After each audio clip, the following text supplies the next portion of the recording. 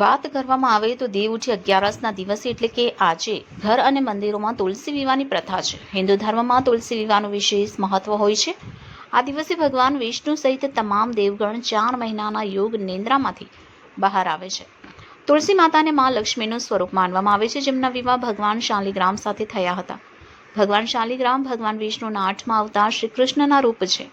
માનવામાં આવે છે કે જે ઘરમાં તુલસીની પૂજા થાય છે તે ઘરમાં ક્યારેય પણ ધન ધાન્યની ઉણપ આવતી નથી. તુલસી વિવાહની સાથે વિવાહ અને માંગલિક કાર્યોની શરૂઆત થાય છે. ત્યારે રાજકોટ જિલ્લાના ઉપલેટામાં કૃષ્ણ ગ્રુપ દ્વારા એનિમલ હોસ્ટેલના લાભાર્થી ઉપલેટાને આંગણે દેવ દિવાળીના પવિત્ર દિવસે બાપુના બાવલા ચોકમાં એક ભવ્ય તુલસી વિવાહનું આયોજન કરવામાં આવ્યું હતું. આ તુલસી વિવાહમાં સંજીવભાઈ બાબુભાઈ મુરાણી પરિવાર દ્વારા કન્યાદાન કરવામાં આવ્યું અને દીપકભાઈ સુવાના પરિવાર દ્વારા જાજરમાન જાન લઈને પધાર્યા હતા.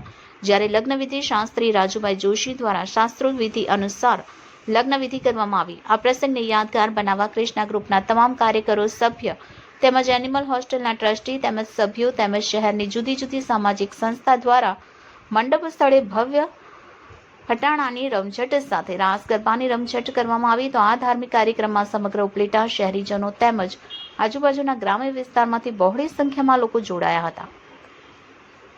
Reporter Amir Pathan, A to Z news, Upleta.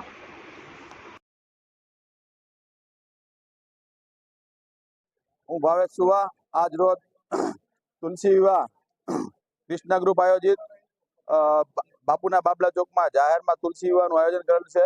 છેલ્લા 4-5 વર્ષથી આ આયોજન કરવામાં આવે છે, પણ આ વખતે તુલસી વિવાહની અંદર જાન અમારા આહિર સમાજના પહેરવેશ અને પરંપરાગત ઉપલેટાના જાણીતા પીઠકરૂપા ગ્રુપના દીપકભાઈ સુવાના ઘરેથી ધામે ધૂમે અને આહિર પહેરવેશમાં આહિર રીત રિવાજ મુજબ ભગવાન કૃષ્ણની જાન ધામે ધૂમે ઉપલેટા બાબલા ચોકમાં પધારેલ છે. અને કન્યા પક્ષ તરફથી આકાશ મોડલિંગ સ્ટુડિયો વાળા સંજયભાઈ મુરાણી એ કન્યાદાન કરવાના છે અને કૃષ્ણા ગ્રુપ દ્વારા આ આયોજન કરવામાં આવે છે. કૃષ્ણા ગ્રુપ દ્વારા આ ઉપલેટાની અંદર ધાર્મિક આવા અનેક કાર્યો કરવામાં આવે છે. એમાં જન્માષ્ટમી મહોત્સવ હોય, જન્માષ્ટમી રથયાત્રા હોય, તુલસી વિવાહ હોય, નવરાત્રી મહોત્સવ હોય, ગણેશ ઉત્સવ હોય જેવા અનેક ધાર્મિક ઉત્સવોની ઉજવણી કરવામાં આવે છે. પણ આ વખતે આખા ગામમાં કૃષ્ણમય અને ભગવાન કૃષ્ણની જાનના અનેરો ઉત્સાહ અમારા ગામમાં જોવા મળે છે. આપ જોઈ રહ્યા છો, હજારો લોકોની મેદની અહીંયા ઉમટી પડેલ છે.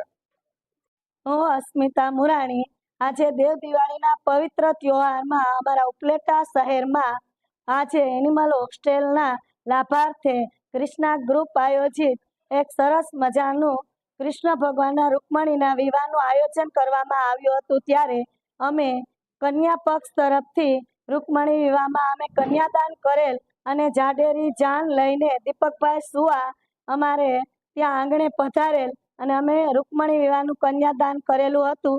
ત્યારે અમારે અહીંયા ઘરે મુરાણી પરિવારના આંગણે મંડપ મુહૂર્ત કરીને અને ત્યારબાદ મંગળ ગીતો ગાઈને અને બધા બહેનોએ રાસ ગરબા લઈને રૂકમણી વિવાહનું સરસ મજાના પ્રસંગનું આયોજન કરેલું હતું.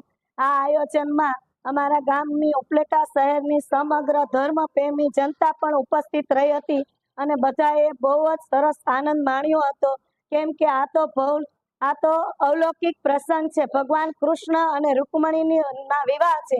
આ વિવાહમાં બધાએ ખૂબ જ સરસનો આનંદ માણ્યો હતો અને પ્રસાદી રૂપે ચોકલેટનું વિતરણ કરીને અમે લોકોએ આ પ્રસંગનો આનંદ અનુભવ્યો હતો. અસ્તુ. જય હિન્દ, જય ભારત.